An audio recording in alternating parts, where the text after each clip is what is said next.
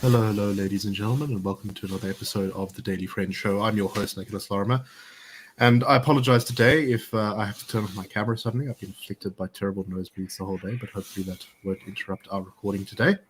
I'm, of course, joined on the show today by Mr. Sholan Booysen. Sholan, how are you doing?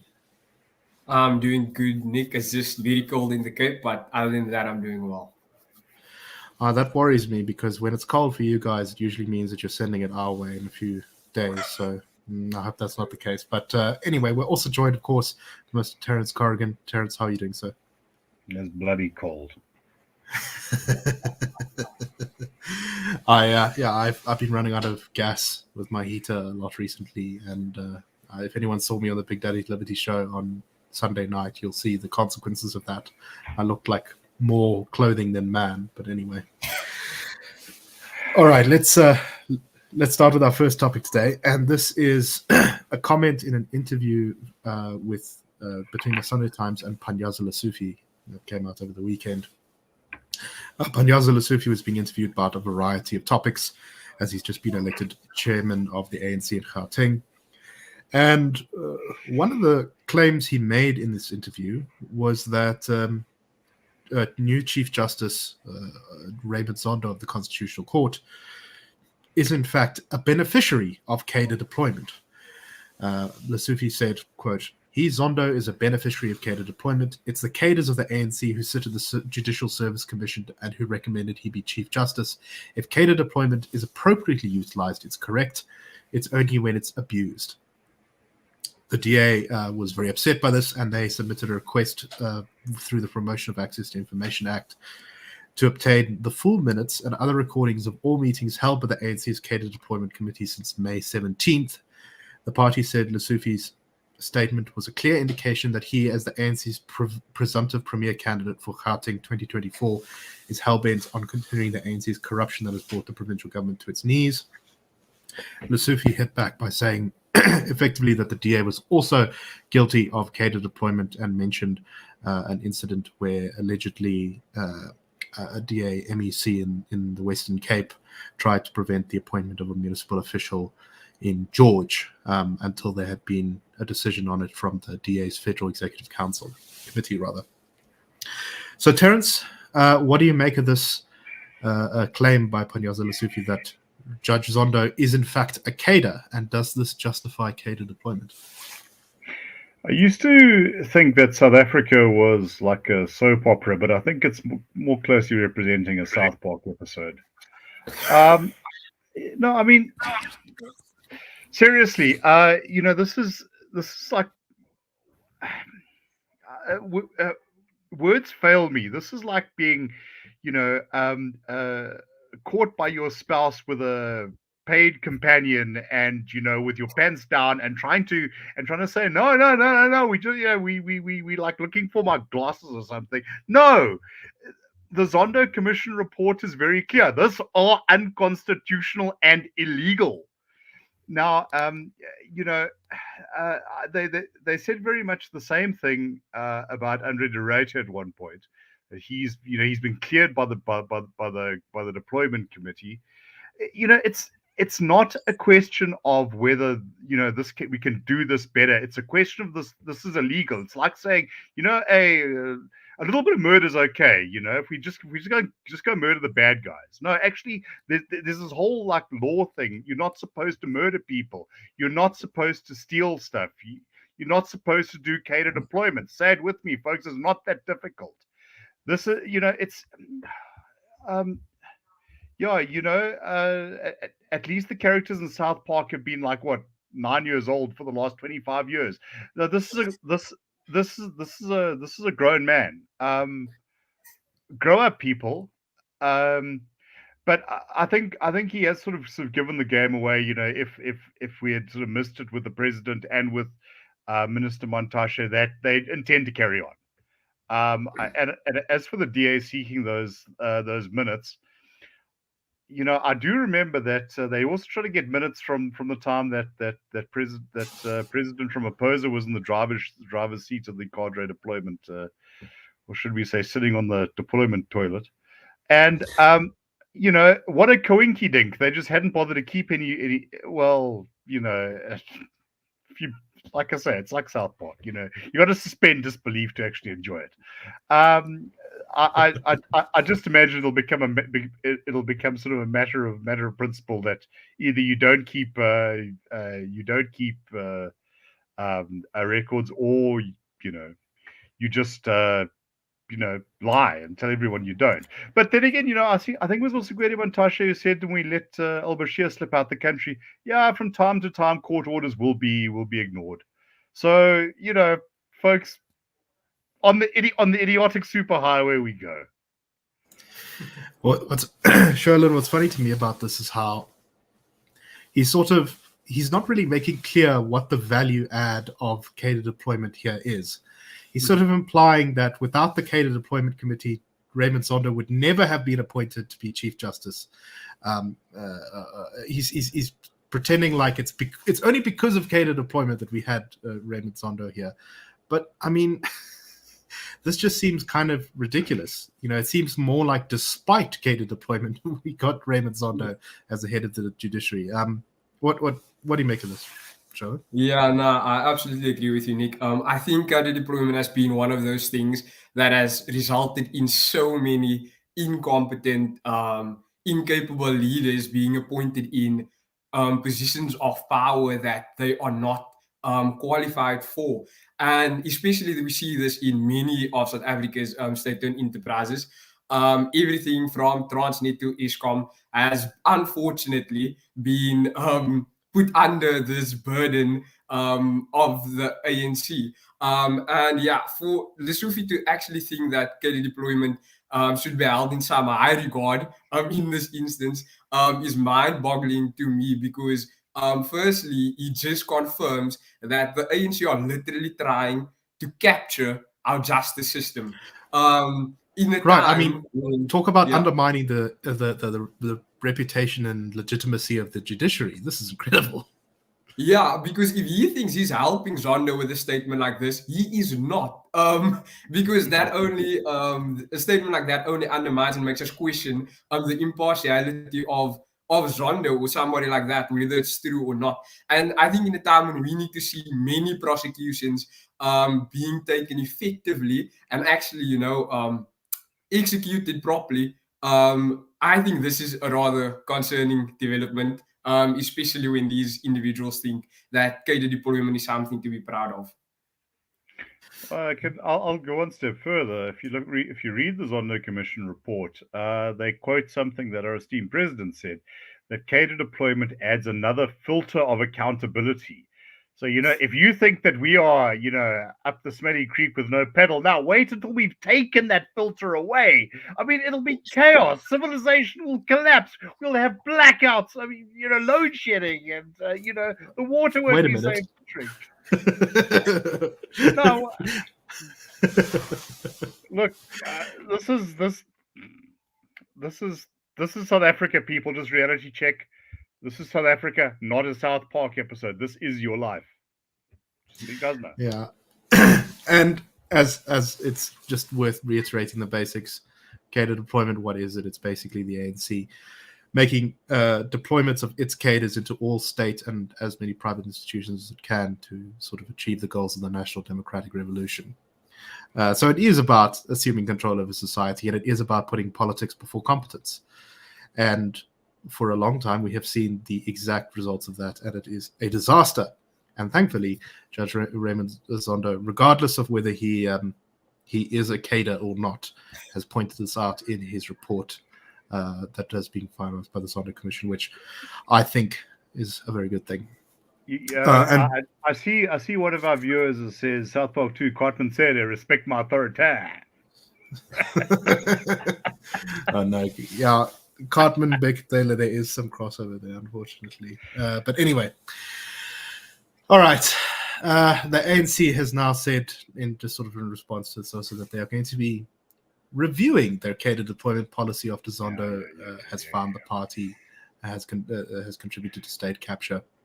They said, according to their spokesperson, Pule Mabe, the ANC will, among others, review its policies with respect to cadre deployment policy and practice, party funding principles, organizational discipline, and accountability and parliamentary oversight. I will believe it. Wow, well, yeah, like I mean that deals with. We'll review it. We'll reassess it. We'll form a committee. Does that sound familiar?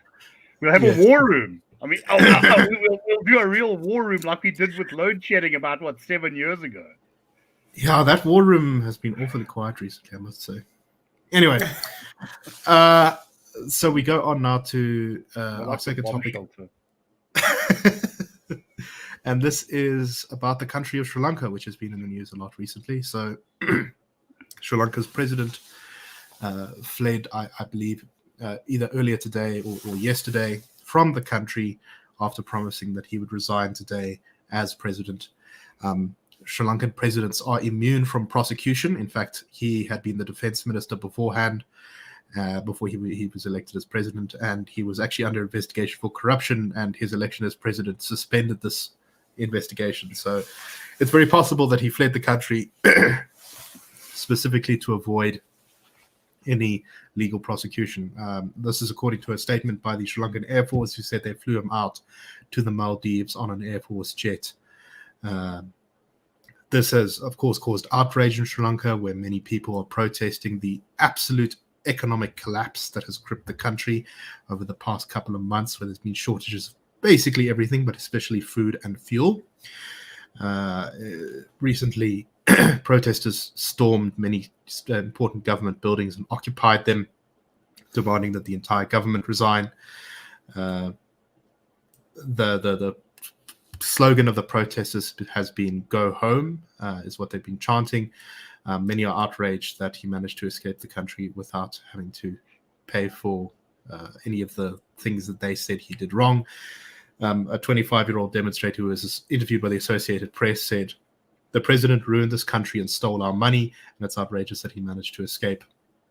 And this was despite the fact that many people in the country had voted for him. He had won a very resounding victory in 2019. He was credited with crushing the Tamil Tigers rebellion in the north of the country, and he rode on a sort of populist wave to take over the government, and then proceeded to embark on what I think can only be described as one of the most illiterate economic policies I think I've ever read about, which now I'm not very keyed up on finance and financial markets, but as far as I understand, the Sri Lankan government believed that it could cut tax revenue by a third and make up the difference by printing enormous amounts of money.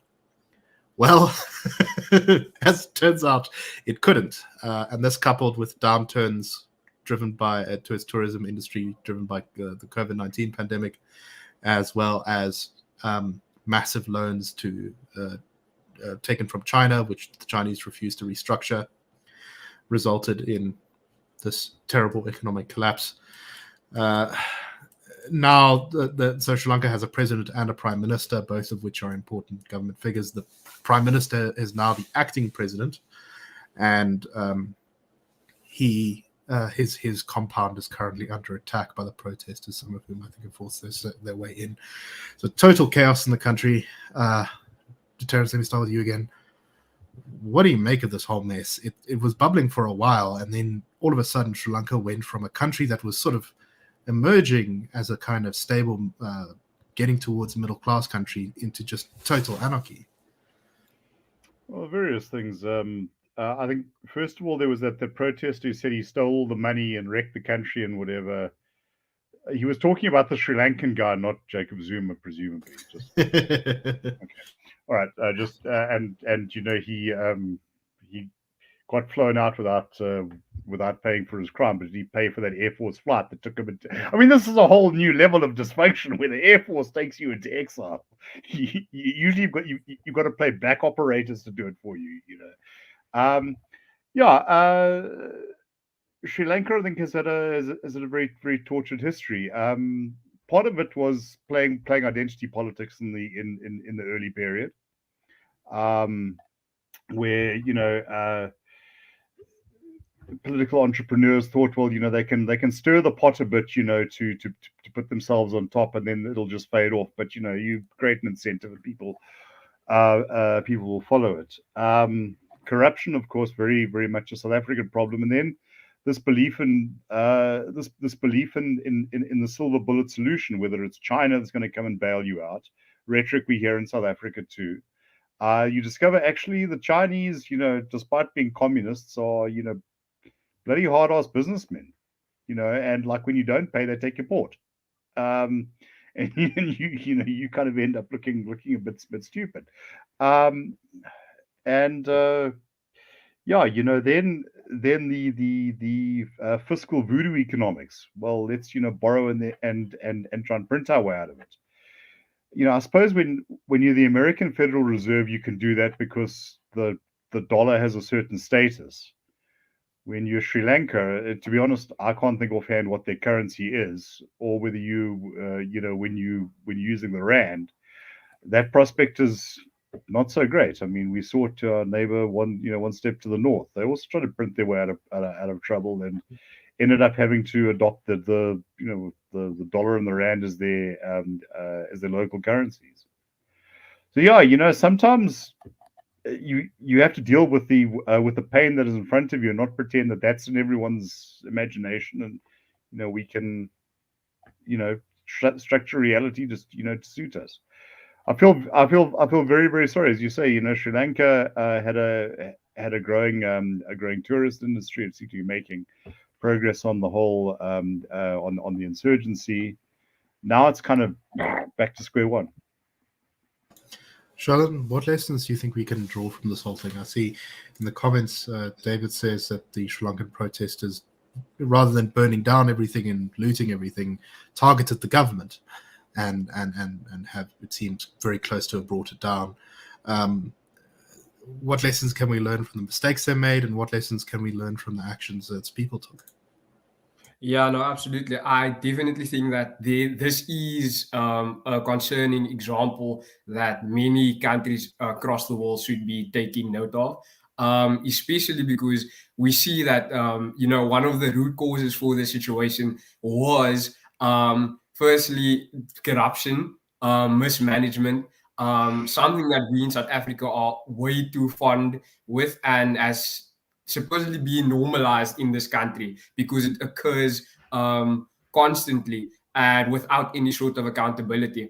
And something that is clearly, proven in this situation is that when inflation strikes and things really get tough for the ordinary citizen, whether it's high petrol prices or just not being able to buy a bread at the shop because of how expensive things have gotten, then eventually you will push citizens to the brink where there's no other alternative for them to do but to go to the streets and actually demand a change in the regime. And in South Africa, we know that with a trend of social violent protests in this country, it usually tends to be a major destruction of infrastructure, not only in communities where we see, public clinics being burned down or police stations being ransacked or situations like that, that are actually detrimental to us at the end of the day, because the same government will take 10 years to just repair a basic clinic or a school or roads. And that's why I really think that we should keep our focus on who's actually the ones that are in power and hold them accountable, for sure. Terence, any final thoughts on this?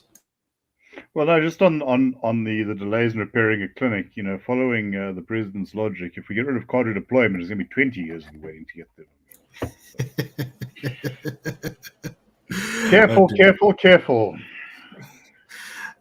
So, yeah, I think it is this is another. We've seen a couple of countries sort of commit economic suicide like this before, but I think Sri Lanka is possibly the fastest ever example of it, and it's because there was obviously some ideological ideas behind this, but there was also a sort of idea that the government could just purchase free lunch. What if we didn't pay any taxes and also just printed all the money we wanted? because we don't want to reduce our spending. Yeah. And if I may, Ace Magashule said a couple of years ago that the reason they have Ramaphosa in power was to, and he gave this laundry list of things, to expropriate without compensation, to do this, do that, and one of them was to introduce quantity easing. Now, when you can't get the phrase right, the degree of economic literacy involved there, well, yes, it leaves me concerned. Let me say, probably as concerned as the Sri Lankan president was, as he was like climbing on board the military jet that took him to the Maldives. I think we must once again be thankful for the South African Reserve Bank, which has been very responsible under its various governors in holding back a lot of these very silly ideas and protecting us from a situation like in Sri Lanka, where, as I said, in 3 years they went from developing, emerging middle economy to complete total basket case. Yeah, it's a lesson to us all. Yeah, and I'd just like to add, like what we're seeing in Sri Lanka and what obviously occurred in Zimbabwe is that despite these blatant examples of what occurs, we still have some political parties in this country who are pushing for the nationalization of the Reserve Bank. And that is a very dangerous road to go down. And there's nothing more clearer than these examples to show what occurs. And hopefully South Africa will not experience that same fate. Yeah. No, definitely. Here's my final word on this particular issue. Brian Pottinger, in his book The Mbeki Legacy, is 2008, is sort of list of things to do. I think his final point was, above all, safeguard the independence of the Reserve Bank, because that is what differentiates a modern state from a grab what you can collective. That's very good. I like that. And just as a sort of final note, the other reason I hope personally that we avoid any situation like that, I'm rather fond of food, as you can tell by my very rotund shape, and I would rather like there to continue to be quite a lot of it in the country rather than a shortage. But anyway, let's move on to our last topic, and this is a proposal by the Democratic Alliance about how government can reduce the cost of fuel. So basically, as far as I understand, they have sort of 3 steps. One is to scrap the general fuel levy, which is currently just under 4 Rand per litre, which is a tax on the fuel price. The other is amending the road accident fund levy so that if you have comprehensive third-party insurance and can prove that that you have it, that you'll be able to claim back the road accident fund levy, which is currently about 2.20 Rand per litre on your taxes. And the last is deregulating the price of fuel to allow individual sellers to set the price rather than having a centrally controlled price mechanism for fuel. So I think there's a bit to talk about here. Sholan, let me start with you. What do you think of these? Do these make sense to you? Yeah, they do make sense to me. It sounds fairly simple as the DA as proposed. These proposals the DA has made, and I think it has chosen its battle rather well in this regard. Since hectic petrol prices and load shedding are issues that you can really gather a large amount of people, businesses, and associations around. I should also note that some of the people, like the detractors, I assumed, as the article notes, were mentioning that deregulation will lead to monopolistic practices or anti-competitive behavior, which is very weird to me because I think it's the government's very monopolistic practices and anti-competitive behavior that have us in the situation that we are right now. We currently have literally no competition. Yeah, exactly. And that is a rather concerning view that these people have on things like deregulation. And I think, if we actually want a government that's limited and is actually focused on the things that it should be, deregulation is definitely the way to go. And I hope that that the intentions of these proposals are obviously good. However, I do hope that the execution of it and the way it plays out will follow suit, because many times, as we know with policy and whether it's amendments and acts and all these things, that the intentions behind them tend to be rather well, but when they are meant to be executed, it's a terrible way towards that. Yeah, I think it's unlikely the ANC is going to adopt these proposals. But Terence, I want to come to you on this now.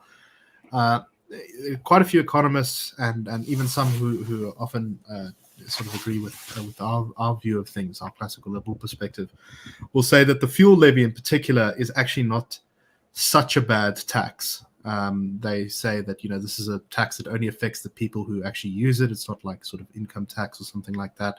It's a tax on people who have. It's more a tax on people who have slightly more money, I guess, is one of the arguments, because people with cars and things pay more. The effect is not as dramatic on people who don't have those kind of things. I don't know. What do you make of the fuel levy? Is there any reason to keep it or scrap it? Okay. What do you think? It's my response to my response to that, and I'm not a professional economist, is to say yes and no. Yes, it does. It does hit the driving classes, if you like. In South Africa, is a big sort of like motoring culture, harder than it does let's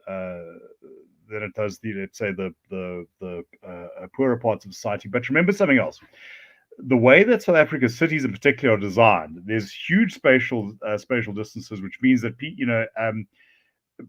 poorer people have to spend a disproportionate amount of their money on transport, and anything that raises that cost, like the fuel levy, is going to hit them as well, and possibly disproportionately on the very small incomes they have.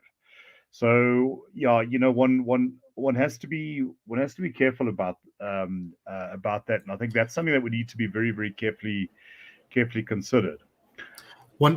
One other thing I'd also like to include in there is there's also a strong argument to be made.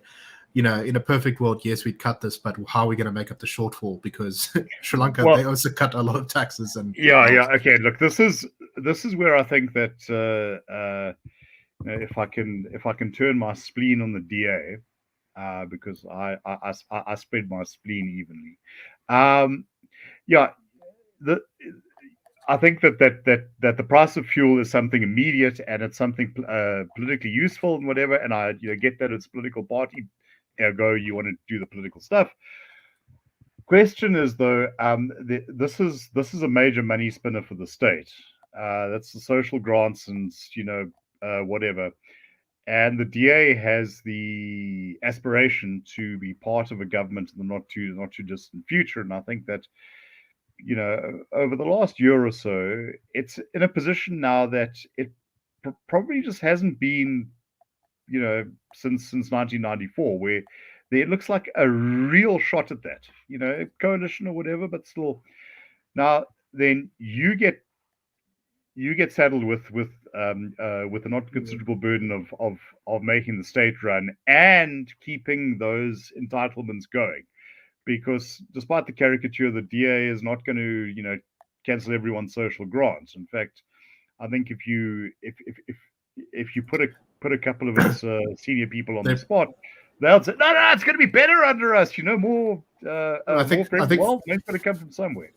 I'm not sure whether it's still one of their ideas, but there was for a while a basic income grant idea. Yes. I think they were the first party to actually adopt that as party policy. But look, what I'm getting at here is this is fundamentally a question of trade-offs. This is, I think, the great service that Thomas Sowell has done to the world, and said, there's no perfect solutions. There are imperfect solutions where you get one thing in exchange for something else. The economic trade-off. Okay, so we want to lower the cost of living. That's fine. Then the state has less money to spend. All right, where are you going to make those cuts?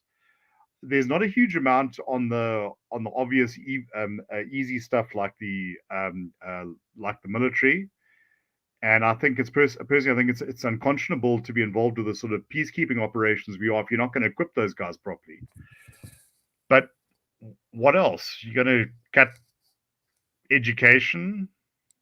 You're going to cut Social Security. Yeah, I actually wanted to ask you thoughts just on that real quick in the last minute that we do have. But what about the state-owned enterprises that are such a burden on government, because we constantly see SAA, Eskom constantly needing bailouts. No, absolutely. What the hell are we doing there? The only reason I think we stuck with SAA, or the only reason I can think, is because it's too useless for anyone to want to buy it. It's some of these things are just unsaleable. Eskom, you kind of keep on having to throw money down the more, because the likely short-term alternative, at least, is that we just sit in permanent load shedding. But yes, no, I mean that is an obvious thing. I think we could also maybe look at the seaters. I'm not sure. The feedback I get from business people is that they don't add much value. So yeah, yes, there are, but we then have to be clear. Okay, in order to do this, where do we advocate those shortfalls being made up? About 10 years ago, France Grenier actually had some of the people at the institute look at how we could fund free education, and they came up with it. And they said, you don't even have to cut corruption. You have to. Well, I mean, yeah. Look, I mean, if you want to find, it would be nice. Yeah, it'd be nice. But this is but this is South Park South African edition, so we're probably not going to do it. But yes, it is possible, but be willing to make the case. Very much so. And I think the one big thing is, of course, the bloated civil service, which has a lot of people who I think do not deserve their jobs. But finding those people, now that's the task of the new government. Anyway, we are out of time, so thank you very much for listening. Hope that you enjoyed the show, and we will see you tomorrow on the Daily Print Show. Have a great day, everyone. Cheers.